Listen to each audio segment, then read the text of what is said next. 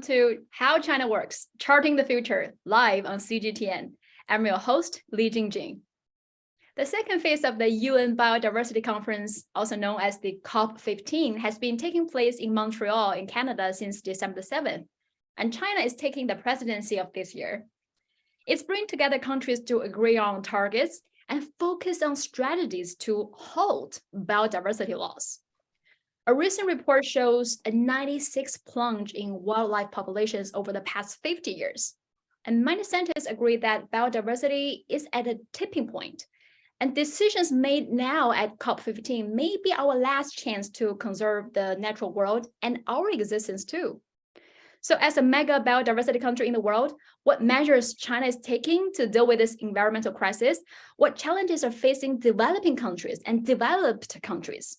And how can we come together to protect our Mother Earth and all the species we live in? So today I invited guests from around the world to have a discussion. So without further ado, let's meet them. So my first guest is Erik Solheim. He's from Norway, and he's the president of Green Belt and Road Institute, the former executive director of the UN Environment Program and Under Secretary General of the United Nations. So Erik, welcome. Thank you so much. Ni hao. So where are you now? Tell us more about this.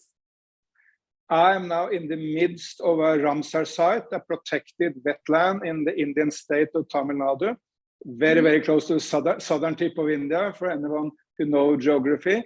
And I've been part to the launch of Tamil Nadu Climate Mission, which is an enormously ambitious program from the state of Tamil Nadu to protect its wetlands, its elephants, reserves, and a number of other fantastically beautiful pieces of nature, and to move into wind power, solar power, green hydrogen, and hydropower at rapid speed. So it's so encouraging to see Tamil Nadu doing this. And be aware, the population of Tamil Nadu is the same as Germany. So this is a massive effort in a big state, and it matters. And hope you can come to soon again. So, and my next guest is Chunquan. He's from China. He's the head of nature initiatives, working for Greater China at the World Economic Forum. So, Mr. Zhu, welcome.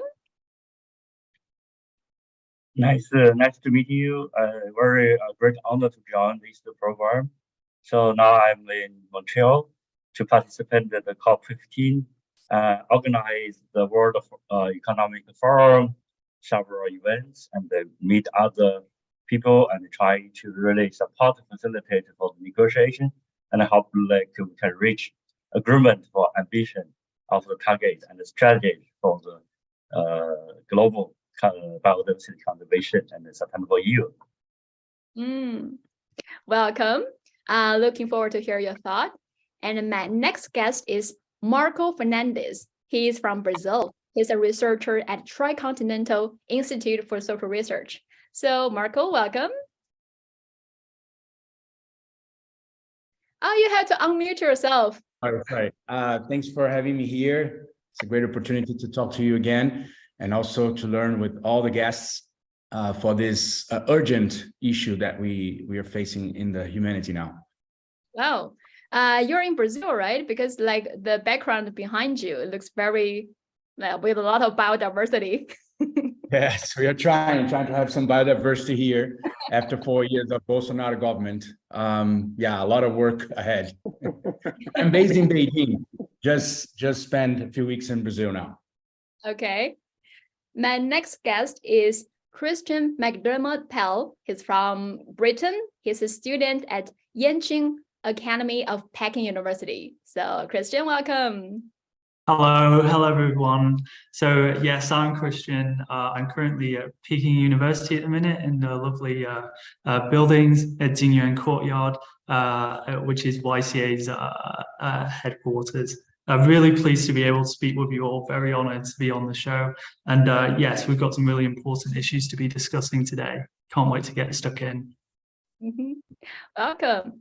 And last but not least, my next guest is Professor Ahimsa Gambus Althais. He's from Spain. He's a professor at Xishuangbanna Tropical Botanical Garden at Chinese Academy of Science. So Ahimsa, welcome. Hello, Jingjing. Good being here. Hello, everyone. And I am in Xishuangbanna, that is a little prefecture in the southwest of China. And I'm right now in my office in the botanical garden. And I'm just like 40 kilometers away from Laos and another 40 from Myanmar, and not too far from Thailand and from Vietnam. So this is very much Southeast Asia. It's a tropical rainforest environment. And we have one of the most beautiful botanical gardens in the world. So then if you haven't been here, please do visit. Hopefully after this show, not long after this show, we can all go there to visit you. So I hope today's show can be an open discussion. So later, even though I didn't toss to you, but if you feel you want to add something, you have something to share, just feel free to jump in, okay? So maybe first, since we now have this COP15 conference taking place in Montreal, and not long ago, we also have COP27. So what's the difference? Why is it so important now? And why this year's COP15 is particularly important for us all? So Eric, can you tell our viewers the importance of this? This is very important because we cannot continue to destroy Mother Earth. We humans are depending on Mother Earth, but so are animals. This is a core moral issue to protect the planet, which is so much depend upon. And it's also key from economic point of view, because so much of economic activity depends on the planet. I tend to believe, however, that diplomacy is somewhat overrated. There may not be any huge breakthroughs from Montreal as they were known from Sharm el-Sheikh Climate Conference. But what really matters is what political leaders do and what the big companies of business, what they do. And here we see a lot of progress. And let me just mention on rainforest, the fact that President Lula was elected in Brazil is enormously important because he will drastically reduce the deforestation in Amazon. Before him, Mr. Petro was elected the president of Colombia. These are the two biggest rainforest nations in Latin America and of enormous significance. Last year, Indonesia was down to zero deforestation, thanks to good policies of the Indonesian government, but also thanks to the big companies of Indonesia understanding that there's no need for us to destroy the forest to make our business. We can make our business with zero deforestation. A big company in Indonesia, RGE, is even protecting a huge rainforest at the island of Sumatra in a fantastic way. So let's focus on the political economy, that's where the action is. Diplomacy is important, but may not bring the great results we all desire. Very important. I think since Eric mentioned Lula and Brazil and Amazon, maybe I should ask Marco, what's your thought? Because you're from Brazil, I know you have a lot of thought on this, and you believe Lula will change this situation, right? Yeah, I mean, the issue that Eric just raised is absolutely crucial, not only for Brazil. This is for the planet, as everybody knows. So Amazon forest basically holds like 5 years of accumulation of carbon emission of the globe. So if you take Amazon forest, it's just a tragedy. And this is what's been going on in Brazil in especially in the last 4 years with Bolsonaro government. You know that a few days ago, we are very sad in Brazil because we are beaten in the World Cup. But we are even more sad because in the World Cup of deforestation, Brazil, sadly, is the world champion. Brazil now is the biggest burning country burning forests in the globe. Last year, for instance, 50,000 square kilometers were burned in Amazon. And this is basically for expansion of agribusiness in Brazil. And also there's a big problem because with all the burning of Amazon forest, this is the main cause of carbon emission in Brazil right now. For instance, so many countries are fighting against that because, for instance, they depend on coal for producing energy. That's not the issue of Brazil.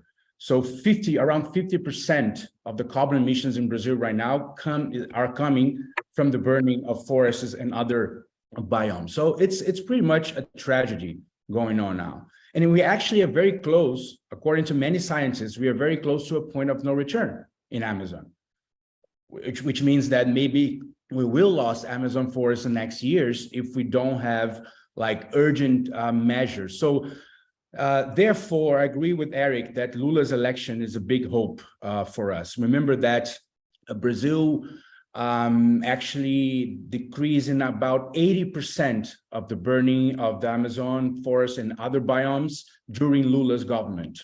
So he already pledged to work with the goal of zero burning of zero deforestation actually in Brazil until 2030.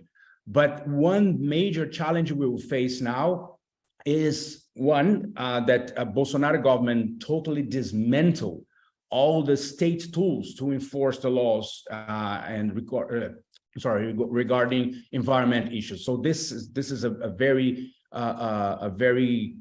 critical challenge for Lula, because he has to reestablish the whole status, state apparatus in order to control the damages. So we're not expecting like a big miracle for the next year, but we have a deep hope that this new government is going to be committed to tackle this like tragedy that Brazil and the whole globe could suffer in the next years. Mm-hmm. And I think now, especially at this time, we are facing multiple challenges economically. We have pandemic, we have wars, we have a global recession. So probably many governments, many people are still thinking, why should I care about environment now? I'm worrying about where my next meal is, where my next month's salary comes from. So I don't know whether any of you want to jump in to comment this. So why, when we're facing multiple challenges, we still need to take care of the environment? And then probably now is more important than ever. Who wants to jump in? Yeah, I would like to say a few words. Yeah, please, Mr. Jing. And the biodiversity loss and the climate change is the top the risks identified by the World Economic Forum risk report since 2020. So I think this the world is on the crossroad. It is really like critical if we are not saving our Mother Earth, and also will affect all of us. I think that's like Eric also mentioned. The World Economic Forum released a report. The global GDP, more than half of the global GDP, is moderate and highly dependent on nature and its services. It's basically all our like food, our water, air, and our clothing, residents. Almost everything is directly or indirectly depend on biodiversity. That's why even though the world currently facing a lot of other challenges, we still need to concern and to reach consensus on the conservation of the biodiversity. Mm-hmm. Yeah, I'd love to build on that point. Actually, again, it's really important to understand that, of course, the pandemic, for example, extremely serious. We're constantly facing global challenges such as the pandemic, but if the species that are currently at stake, about 1 million species are facing extinction. Once they disappear, they've disappeared for good. We can't reverse extinctions of species. It's not like carbon sequestration, where we can try and take carbon out of the atmosphere. Once they're gone, they're gone. This is a huge point to stress. And yes, there is background species extinctions, but what we're facing now is unprecedented. And it's really hard to put a price on nature. A lot of very intelligent people are trying to do this to really convince governments of how important nature is. As was said, about 50% of GDP is reliant on nature itself. But again, it is a priceless resource that we cannot afford to allow ourselves to lose sight of. Mm-hmm. Thank you. And I want to move on to the method that China has been taking, because you over the past 10 years, everywhere you go in China, you will hear this phrase, lucid waters and lush mountains are invaluable assets, and we must remember to maintain harmony between humanity and nature when planning our development. So, and we can see the results that China is pretty committed to develop its economy, meanwhile also to pursue a green development and just trying to achieve the balance between nature and human. And also in the latest 20th Party Congress, in the work report, they also laid out that China will continue to further develop its economy while maintaining this green development. So I know all of you have thorough knowledge on some method that has been taken in China. So, and Professor Ahimsa, you're in Xishuangban now, you have thorough knowledge. Can you share with us some examples? Yeah, so I think, well, nothing is black or white. Okay, so green development has many problems, and nothing is completely green. But I think China is in a very interesting trend in which China has clearly committed much more than it was before towards sustainable development and towards conservation. And a good example of this is that China embedded the concept of ecological civilization within the constitution about 4 years ago. I think that's a bold move, and that's something that we don't know how it's going to work, but I think it's an interesting thing. That's positive. And I think China has been transformed in the last 40 years in any dimension that you look at. So, Chinese of your generation are so different to 2 generations ago. You're living a different reality, different world. And that also affects science, conservation practice in China. China is now the second biggest producer of conservation science in the world. China is doing very big efforts to improve inventories of biodiversity. We need to understand better biodiversity so we can think about how to protect it. And China is applying technology and different kind of new techniques to monitor biodiversity in ways that are quite advanced compared with other countries. So I think there are interesting things happening here. Of course, China is is developing very fast, and things get broken when you do that. So I think it's inevitable that we are going to be losing biodiversity in this process. But those signs and some of these trends are positive and something very interesting to watch. Have you seen some examples that have been taking place either in Xishuangban or somewhere in China that you saw the transformation of environment in the past few years? At a small scale. So then conservation is local. Okay, so we have big level policies. We have people in Montreal now thinking at big scale and planning for the next 10 years and 30 years and 80 years. But at the end of the day, conservation is a local process. So then just 2 weeks ago, I was visiting a place in Jingjing, it's in a city nearby here, where one person has recovered what used to be a rubber plantation and has restored it into a little patch of tropical rainforest in about 20 years, 18 years. And that was very encouraging. That is by the Mekong River. And those kind of examples are very interesting. But of course, we need to scale up. We need bigger scale changes.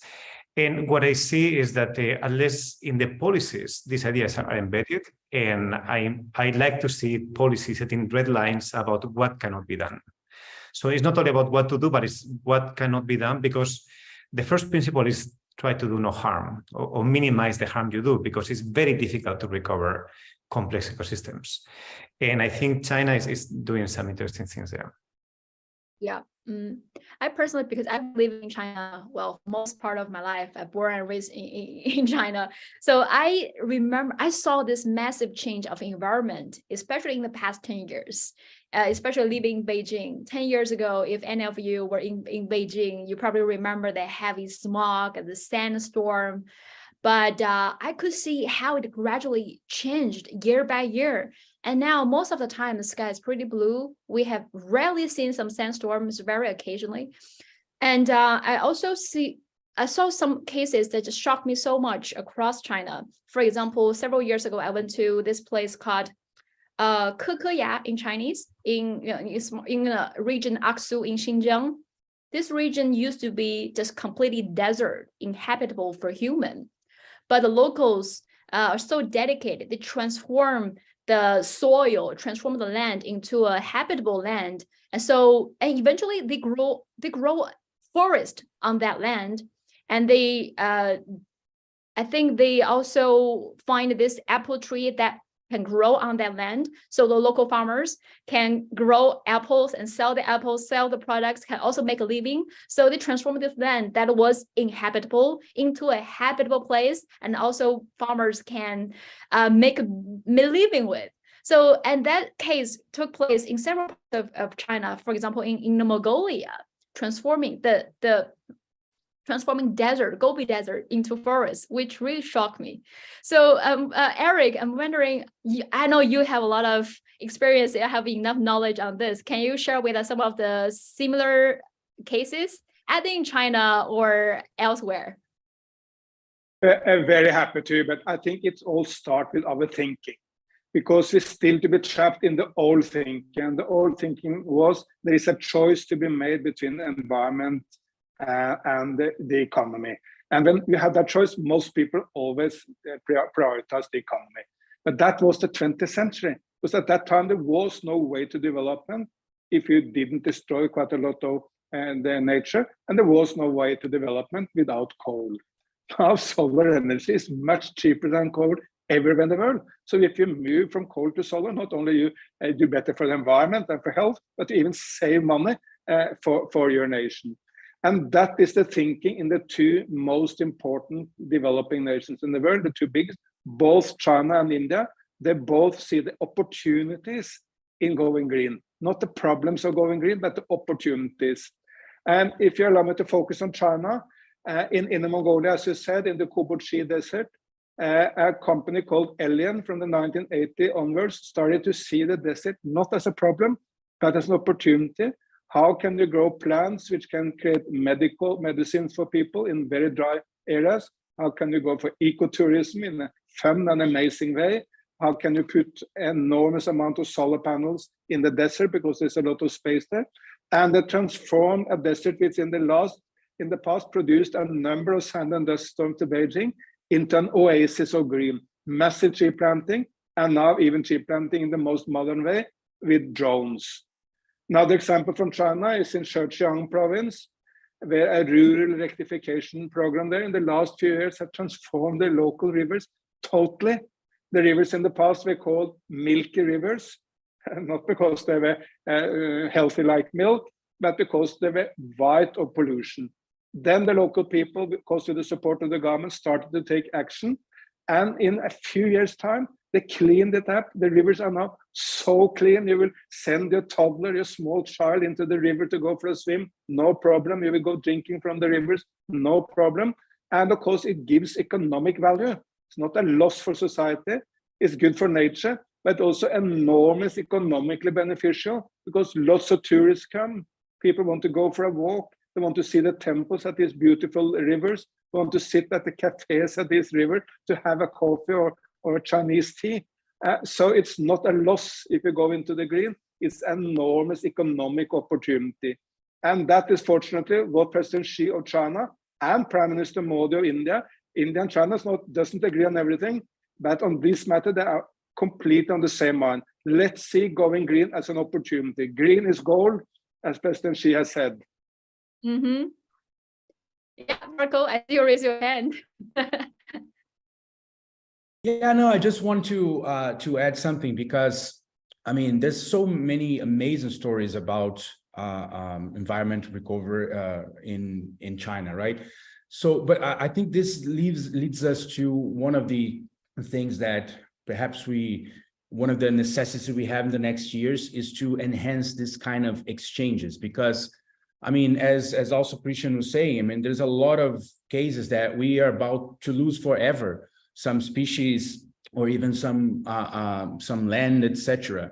So, and China developed like a huge technology on how to recover, for instance, deserts into forests, how to desalinize soils, how to revitalize lakes like Erhai Lake, which is close to Kunming, with the COP the last COP15 in China.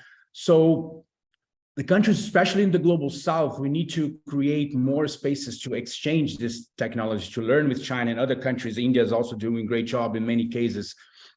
So there's some of these spaces in COPs. Sometimes we feel that it's so much speeches, so much advertising, but less practice, less concrete actions. So this is also, I think, that China is also trying to do, to create some funds. Jingjing, you mentioned the fund that was created in Kunming last year, but there's another called South-South Climate Cooperation Fund. There's also launched by China in 2015. There's a few $1 billion, but I think more, of course, we have a big issue with funding. This is another discussion we can have. I'm assuming we're going to have, but I think we also need to build spaces in this international forum, especially in the global south, so we can exchange and learn with these new technologies. Because, for instance, the case of Amazon, there's a lot of land in Amazon that became desert already. So how we can recover that? And China is probably one of the key countries right now with technologies that can help us to tackle this issue. You mentioned, I think this is also important because apparently saving the environment is important, but developing nations and developed nations are facing very different challenges. And you mentioned this fund, which was being established in October in 2021, this Kunming Biodiversity Fund, which so China will invest I think $230 million into this fund to help developing nations. I think it's crucial for developing nations, and also just during COP27, several leaders from developing nations are saying the same thing, that developed countries, you need to be more committed, and you own a debt, and now we developing nations are paying the price.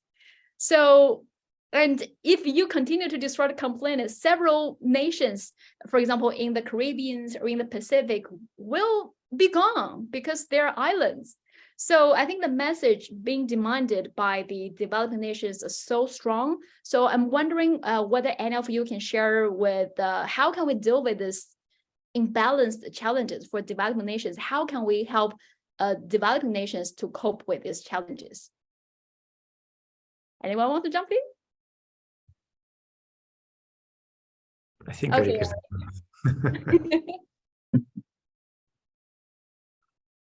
Oh, well, you're both being very polite. So Eric, you want to go first? Yeah, let me give you a couple of examples of very positive initiatives from developing countries, because let's face it, I mean, these funds will always be small. There will be limited money, and any developing nation who start depending on developed nation for its development is losing. The reason why China and India has been so successful is that they are not asking anyone else to fund their development, but asking how can we create the domestic opportunities for green growth. But let me give two examples from smaller nations. One of the most successful conservation efforts in the world is in Rwanda, a small landlocked African nation, very poor, was just through the worst genocide in modern history, but have been racing from that at astonishing speed under the great leadership of President Kagame. The number of gorillas is rapidly increasing in Rwanda. Why is that? Because they created a fantastic economy to underpin the gorilla national parks. Tourists who go there have to pay a substantial amount of money, and that money is used, of course, to protect the gorillas, but it creates an economy for all the taxi drivers, the teachers, the tourists, the guides, the hotel portiers. All those living in the area see the benefits in their life from protecting the gorillas. The gorillas is the cornerstone of their economy.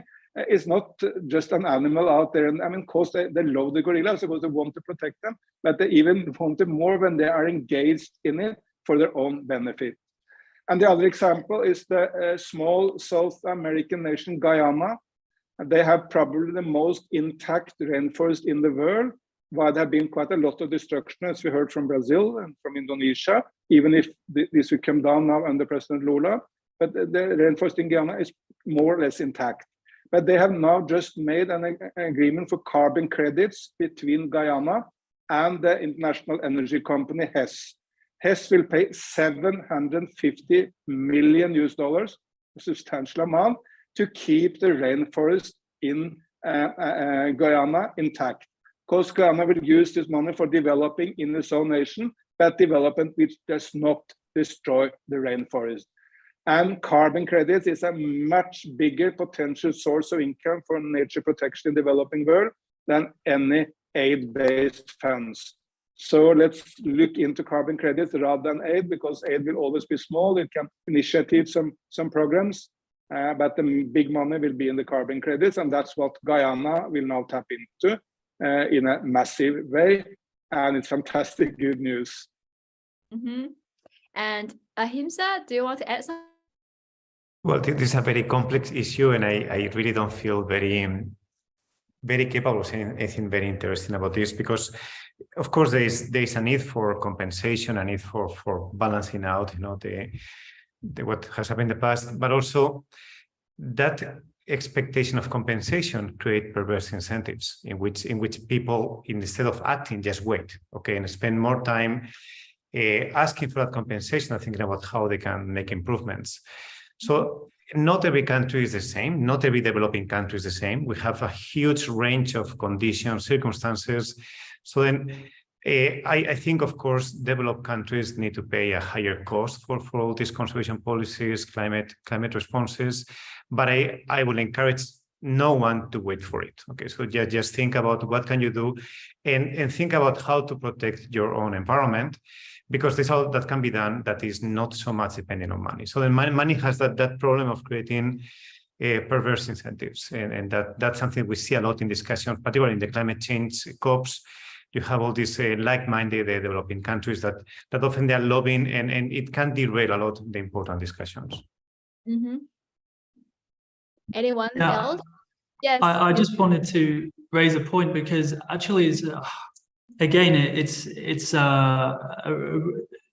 both really important points, but I think the pandemic really brought problems certainly into focus, specifically for African nations reliant on tourism. From a long-term perspective, I definitely agree with Eric about the importance of natural capital and the gorillas bringing tourism into these countries. But I do know a single national park, for example, lost about 40 rangers just due to the pandemic, because some countries lost from 60% to about 100% of all their income from tourism.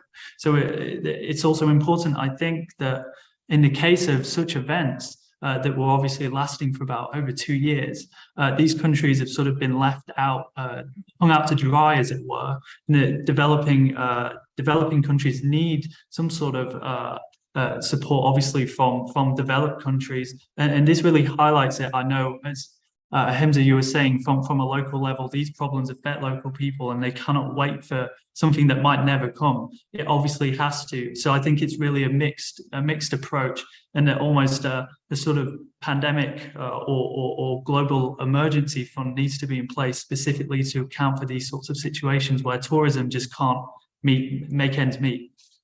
Mm-hmm. Mr. Zhu, I saw you want to add something as well. Yes, thank you. Yeah, biodiversity loss and ecosystem collapse, it is a really global challenge. So it's a common challenge for the whole human beings. I think nobody can excuse. So we should really a collective joint effort, and then to facilitate a collaboration between among the different countries. So develop the developing countries. So what we can do jointly. I think this really like a public good, and for everybody we need to join effort. So that's the first point. Second, for example, we've been talking about the deforestation in Amazon, and that's linked with the agricultural expansion. For instance, the cattle and the soybean and so on. So that's the demand is really consumers partially in Brazil, but also exported to Europe and Asia and so on. But how we can jointly work together? from the demand side and from the production country, for example, the Brazil, the European Union, and also like China can like to how to like do joint effort. So the World Economic Forum also will work the Tropical Forest Alliance, and I really would like to facilitate the government, business, civil society, and think tank, and also the local community collaboration. And for instance, like the forest is really like provide a lot of like livelihood and ecosystem services, and they benefit like 1.6 billion people in the world, and specifically 1 billion of the poorest indigenous and local community, and how we put like joint effort to like protect the forest, and also we can produce enough food like for the global demand. Yeah, I think this is really joint effort how we can collaborate, and I think the negotiation and how we can reach the consensus and can take the different role and the responsibility and to address this global like biodiversity loss challenges. Mm-hmm. And of course, it's not okay, Marco. From the global south, what's your thought? No, just two things. First of all, just to interact with Professor Drew, because I mean, I think there's a good example of kind of things that collaboration between companies, state or private, and states can do for instance, Amazon. As we know, as Professor just mentioned, a big part of the burning of the forest is to expand production of soy and cattle. And a big part of the soy, of course, in Brazil goes to China. And recently, COFCO, which is one of the biggest food trade companies in China and is the biggest purchaser of Brazilian food to China, they announced a measure that from 2023, next year, they will stop buying soy from like unknown sources, which means that if it's not, there's no like a legal stamp in that land, they're not going to buy soy.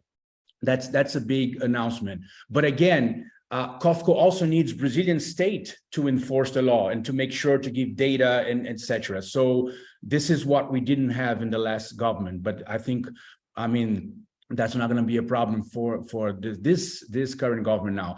And the last thing, agreeing with Professor Himsa, that we cannot wait until the money comes. This is true. That's why I stopped mentioning this necessity of enhancing exchanges between South countries, etc. But we can also not forget there is a cost. The nature has a cost, and this cost was, as we know, like very famous data, almost half of the carbon emissions of the planet since the Industrial Revolution came from developed countries. So I think it's fair at this point that they also have more resources. I think it's fair that they commit, and it's very sad, as President Lula mentioned, and also President Xi mentioned, that developed countries are not even fulfilling the promise they made. Like they made in 2009 the promise to provide $100 billion a year from 2020 at COP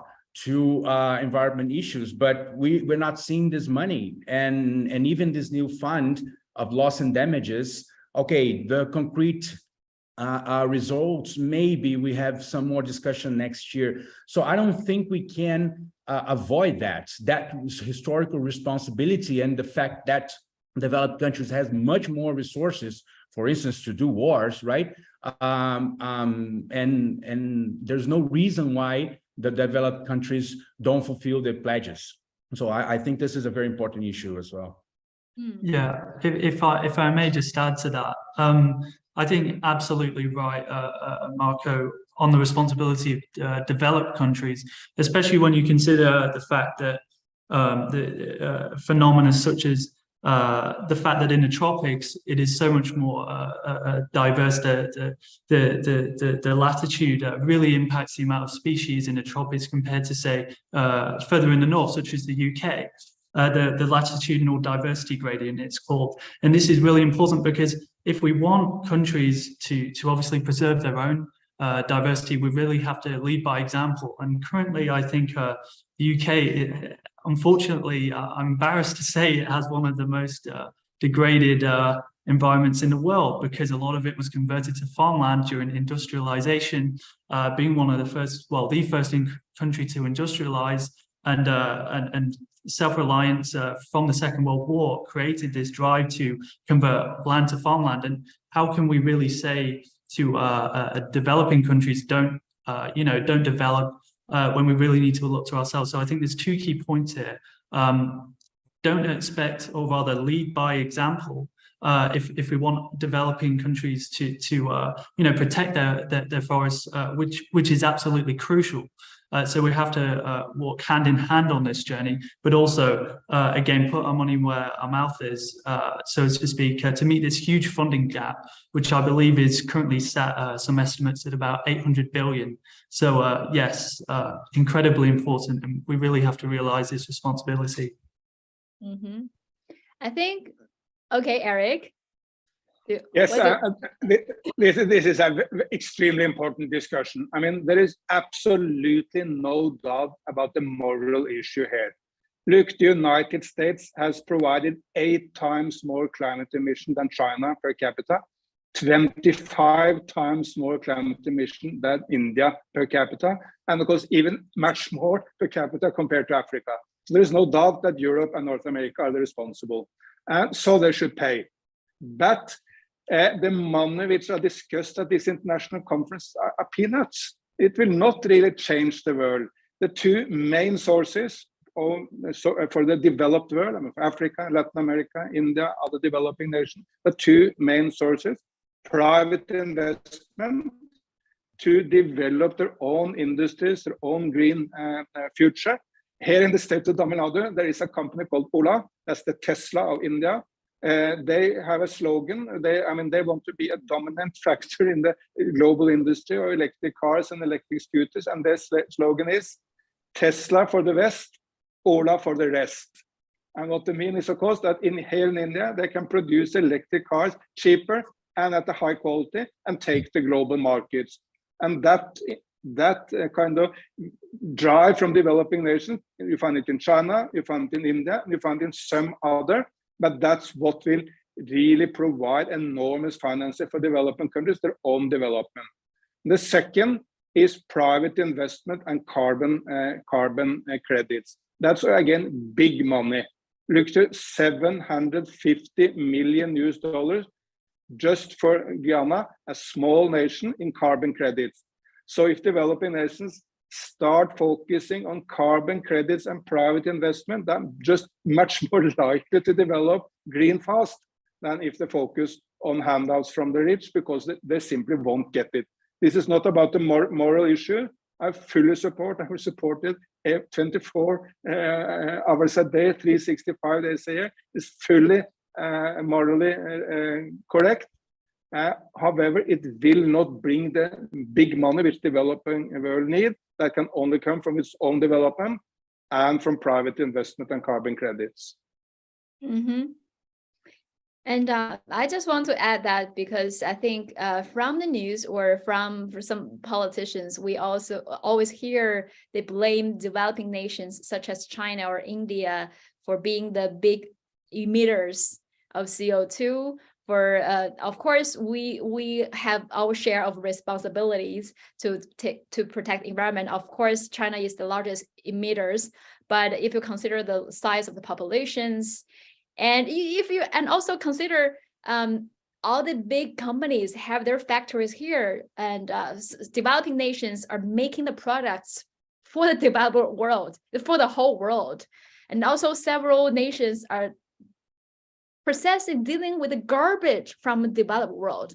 So I think maybe many people don't realize that yes, and when you go to developing nations, you see the ocean was polluted. Yeah, the polluted with your garbage, because they're processed. You don't want to deal with this garbage from your country. You ship it to those developing nations, leave it there, and polluted their oceans. So it's easy for developed nations to condemn developing nations, but I think we need to look at the fact that they are producing for the whole world, and they are dealing with a problem from the whole world. There's just one point I want to add. But of course, developing nations also have the responsibilities to deal with the environmental challenges. But I think I'm wondering, what's your thought on this? What's the biggest challenge that's stopping us from achieving biodiversity conservation? What's the biggest challenge? Anyone want to comment first? Yes, Ahimsa? Yeah, I guess physics. I think we are competing for resources. We are 8 billion people on the planet right now, and we need a lot of land to produce the food we consume, the clothes we use, the tools we use, and this comes at a competition with other things, with trees, with grasses, with rabbits, with elephants. So then we need to reduce that amount of competition. But clearly there's a physical basic thing that we are one more animal. We are part of the ecosystem, and we consume resources same as other species, and we are very successful. We just were able to grow in an unprecedented way. Never a big animal was so successful as we have been, and luckily we have the awareness that we want this to change. You know, that I think there's a clear consensus right now, even though we might be sometimes very pessimistic. I think we need to agree that compared with 50 years ago, there's a general agreement that we want to protect biodiversity, and that's something already. So I think that's the main limitation. And I think we need to be able to produce energy and produce what we consume in ways that are less competitive with these other things that occupy land. And we don't know if we will do it. I think that should be the long-term thinking, how we can feed people. And also, I want to emphasize that we need to think very long-term. By the end of the century, which is not very long-term, is 3 generations away, will be less people than we are right now. So China will be probably 60% of the population that it has right now. Sub-Saharan Africa will grow, but many other countries will decrease in population. So then I think this century is critical to how we will pass this century. This is going to be one of the most critical times in history. Mm-hmm. Okay, Mr. Jing.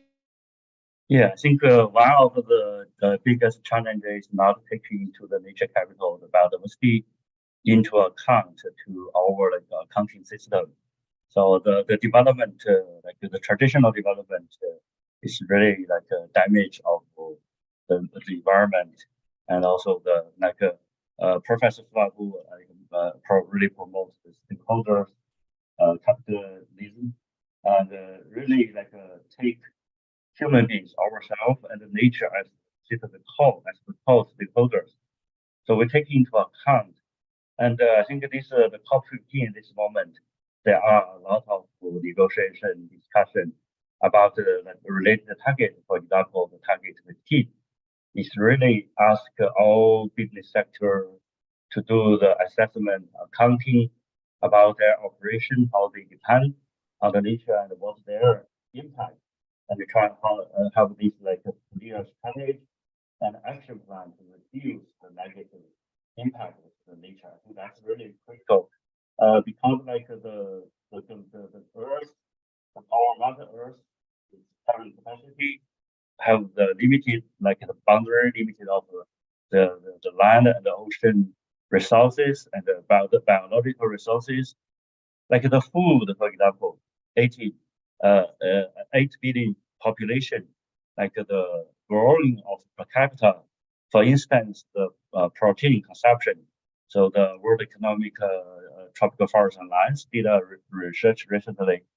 So the very rapid growing of the protein consumption, for instance, from Brazil, India, and China, catch up with the developed countries. So how we are going to change that? We need really transformational change. So that's why we really now to facilitate how to facilitate all the business sector to introduce transformational change and to contribute to nature positive and to reduce the negative impact to the biodiversity. I think hopefully this COP15 are going to reach this ambitious target, and also develop clear strategy mechanism to monitoring and assessment or accounting report the progress. And this is really critical. And these days here in Montreal, there are several numbers of sessions which really focus about how we monitoring, we have developed the metrics and accountability for business, how to account our dependence on nature and how to report the progress to reduce the negative impact. And also growing of, for instance, financial institutions, they are more of this direction. And yesterday afternoon, the partnership of biodiversity finance was officially launched, and also introduced action plan for 2023 to 2025, and also the World Economic Forum as partner and of that. And there are many other initiatives, and also happening in China. For example, the Bank of China in November just started a green bond specifically for biodiversity conservation in Paris. That's the first green bond established in Europe to really focus on the biodiversity conservation. And last year also the Bank of China invested 1.8 billion RMB for green bond support the biodiversity conservation in China, invest for nature positive transitions. I think this government, business, and including the financial institutions, all systematically change. I think this we not only need a negotiation discussion, but we need concrete action. I think China already demonstrated in many aspects to can show as a good example and best good practice to the rest of the world. Very important, not just governments, that financial institutions, stakeholders, businesses all should come together to agree on targets and agree on strategies, all take actions together. So it's very important that what you just addressed, Mr. Zhu, very important. Eric, yes? Yes, to continue in that spirit, I tend to believe that the most critical issue is to create, let's call it a people's movement for the environment, the people's movement for Mother Earth. The message coming from us environmentalists tend often to be too negative, speaking about all the horrors of destruction of nature rather than of the beauty of Mother Earth. It tends also very often to appeal to intellectual people and not to the man in the street. Still, in many nations, you can get a lot of votes attacking the environment rather than protecting the environment. So we need to change our tack. We need to create a people's movement, speaking to everyone, put aside most of these very boring, very complicated PowerPoints which dominate international conferences, which doesn't speak to anyone, bring a message of hope and tap into the love for nature, which is in every human being. And I think this is an area where China has got it right, because China has a slogan which I love, and that is beautiful China. That is a positive one. It speaks to the enormous opportunities in this area. And it's also patriotic because it's about protecting the nature of your homeland. But of course, it can be beautiful America, beautiful Brazil, beautiful Spain, beautiful Norway, beautiful India. Every people everywhere in the world has a love for the beauty of their land. So let's move into a much more positive, much more hopeful message and try to mobilize much, much wider than just the intellectual part of the population. Yes. Yes. I'd really like to just reinforce that, Erica. I think you're absolutely right. It's far too complicated, some of these talks for people on the ground, and really finding your love of nature is extremely important. I know citizen science is a really important thing that I think we all have to encourage, especially from a environmental monitoring but also, just to get people out there looking at nature for themselves, not hearing about reports in the news. But for example, every year in the UK, the RSPB, which is a bird conservation NGO, Oh, hello. Sorry. It had about 700,000 people in the UK all go out to monitor birds in their local green areas and to feed back to the NGO to really keep tabs on what's going on. And I think this is a great way of not only monitoring, but also bringing people closer to nature themselves and getting them involved, giving them a stake in nature. So yeah, I think again, dead right there, Eric, and very important. Yeah. Thank you, Christian. My cat agree with you. My cat also wants to try to show everybody that I have some biodiversity in my room. So, and I think I have a question, because I think during the 3 years pandemic, we heard people saying, well, the positive side of the pandemic is because of less human activities, less industrial activities, some parts of the world see better environment. So the pandemic maybe is good for the environment. But is that really so from your point of view? Anyone want to comment? So what kind of challenges this pandemic has brought to the environmentalists? I mean, if I may, I think I touched on one of these earlier, the impacts of obviously it had on tourism for lots of national parks and the loss of staff, not only the rangers who were very important on the ground staff, their families are getting sick themselves and not able to do the vital work that they're there to do. Also the researchers who can't go and do the field work. It's been very damaging to a lot of projects. Obviously, we see the impact on greenhouse gases, the short-term impact, but really the pandemic has been a very tough time for a lot of conservation, especially in these, very sensitive areas in Africa that have really just lost all of their funding and are only just building back up. And some of this, it's not so easy to just get staff back once they've gone. It's very expensive to retrain and develop those skills in the staff loss. So they're just some of the factors that we really need to consider on the impact of the pandemic. Mm-hmm. Anyone want to comment on this? Something I hope to see after the pandemic, and I haven't seen any data yet, but that is one of my hopes, is that there will be a decline in wildlife consumption and wildlife trade following this period. I think in the 2010s, we saw a huge spike in poaching in many parts of Africa, Southeast Asia. And this was mainly driven by middle-class people who were demanding those things as exotic food, as medicine, as a luxury item. And I think the pandemic probably has changed people's perception about this. It's no longer cool to buy some species, to eat some kind of things. So I hope this will have a long-lasting effect on people's demand for wildlife, and also to the acceptance of it as something that is socially, permissible. I hope that will change. I haven't seen any data, but I'm looking forward to see long-term data. Mm-hmm. And we have already been talking for 1 hour, but I think we talk from many perspectives, from Global South, from everywhere, and the responsibilities for the governments, for people, for institutions. But what if, as an individual, what can we do as an individual if we want to protect biodiversity? What each individual can do to raise the awareness, will make their contributions. So what's your thought on this? I will ask each one of you, I think. Maybe start with you, Eric.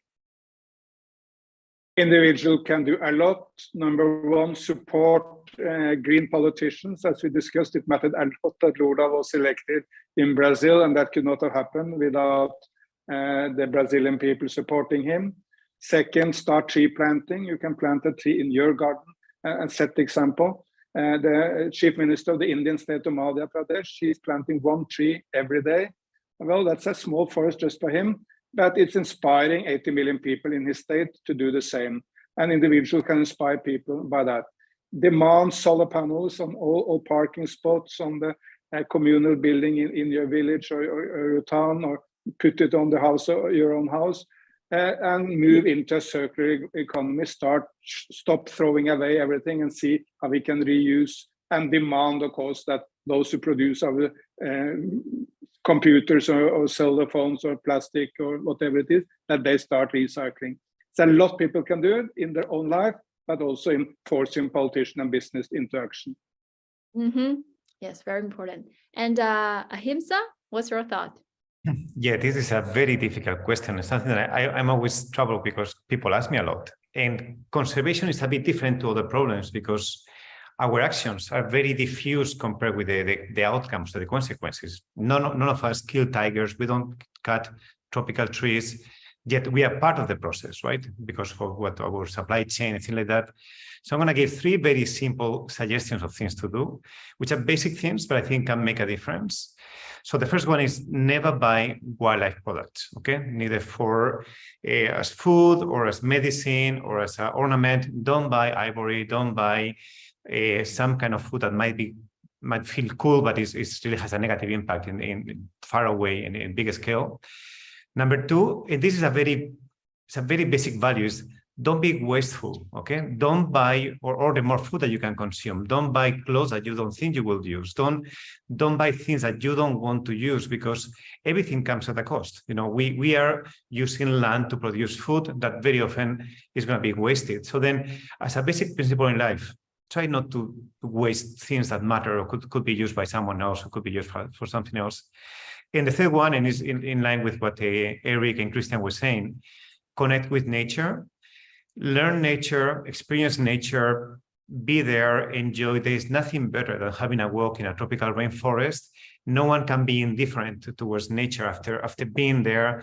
If you are part of that, I think you should say, take a stake on it, you know, take ownership, relate to nature, then that will change many things. So these are my three points. Thank you. And Marco, what's your thought? Yeah, I mean, I agree with all the above. I think there's many things that people can do, but I do think that, especially in this case of environmental issues, I mean, individual, of course, we have a role to play, but I mean, nothing can substitute organizations, as Professor Eric said, people's movements. The state must play a bigger role in that in terms of public campaigning, I mean, raising consciousness about all these issues.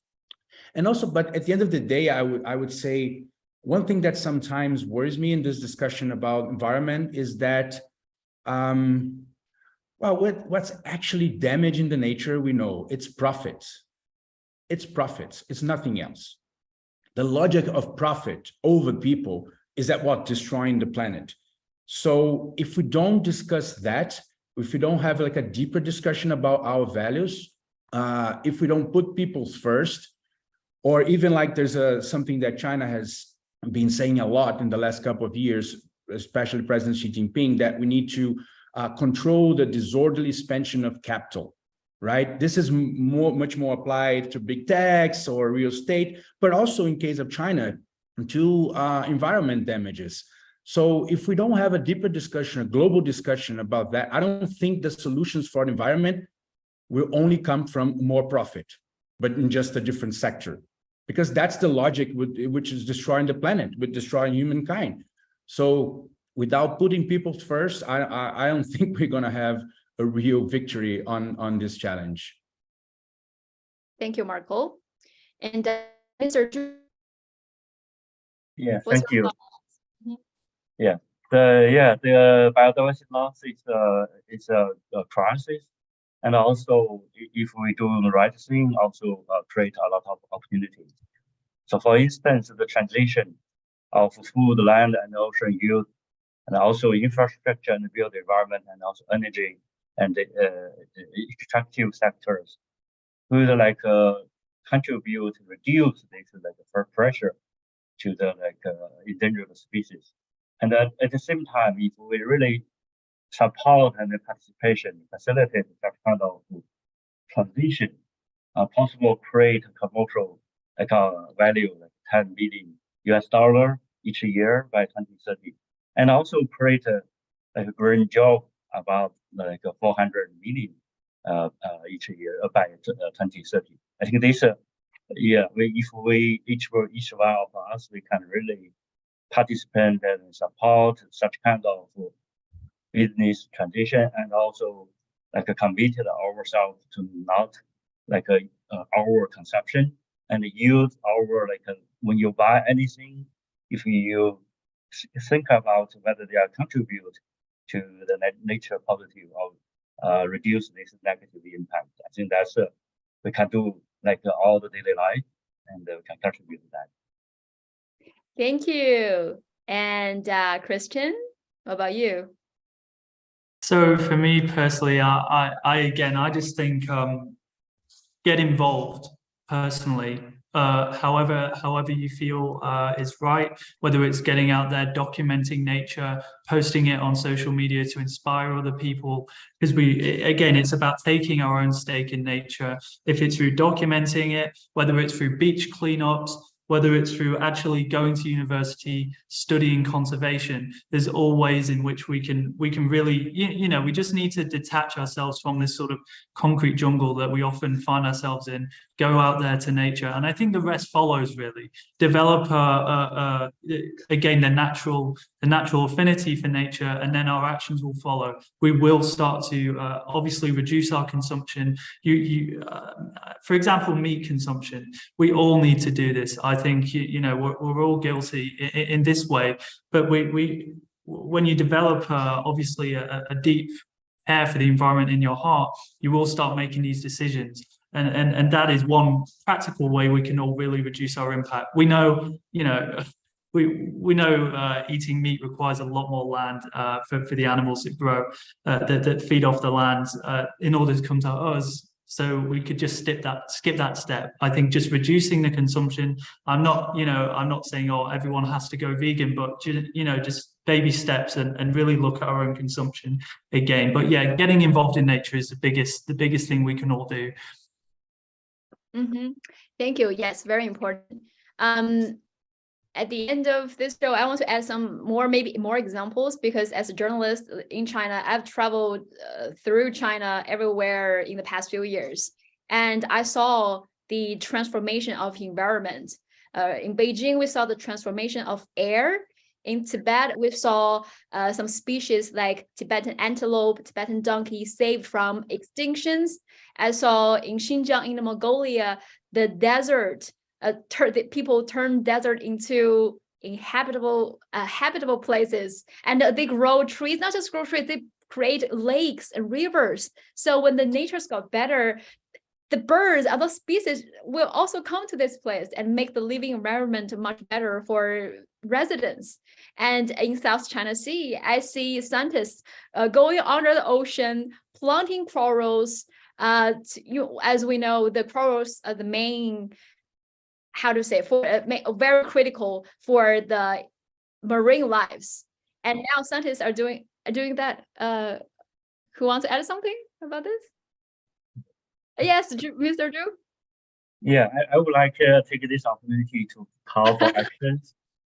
Yeah, and as you know, the World Economic launched this 1 trillion trade champions in 2020, and China committed 700 billion trees equivalent by 2030, and hope all of us can contribute part of that. And it doesn't matter you plant a tree, you contribute to the public good and of the sustainability of the Mother Earth. Yeah, just join us plant a tree. Yes, thank you. And Eric, I saw you raise your hand. Yes. Yeah, I mean, let's be honest. Many people outside China still has the impression of China, as you described, for 10, 15 years ago, a very polluted place. And that was, of course, true. Beijing was very polluted. But then the people really demanded change, and the leadership responded. And they have had a war against pollution, which has been more successful in China than any other place. I mean, China has done in maybe 1 decade what we did in 3 or 4 decades in Europe and North America. That's astonishing. But people don't understand that China is now the leader on greening the planet. It's not my words, it's the words of NASA, American Space Agency, who says that the #1 factor why the surface of the Earth is greener is tree planting in China. President Xi has promised that China will plant trees the size of Belgium every year from now to 2030. That's massive. And China is far ahead of any other nation when it comes to planting trees. I visited Saihamba, that's in Hebei province, where 3 generations of Chinese have planted trees in a very cold, very dry area, just on the verge of the Gobi Desert. And it's so successful, so beautiful. And there are so many examples. So let me just mention one other example. In Sichuan, the giant panda national park has an astonishing success. Giant panda was again on the verge of extinction. Now it's taken away from a whole list of really threatened animals because the number of giant pandas in the wild in Sichuan and some of the neighboring provinces is rapidly increasing.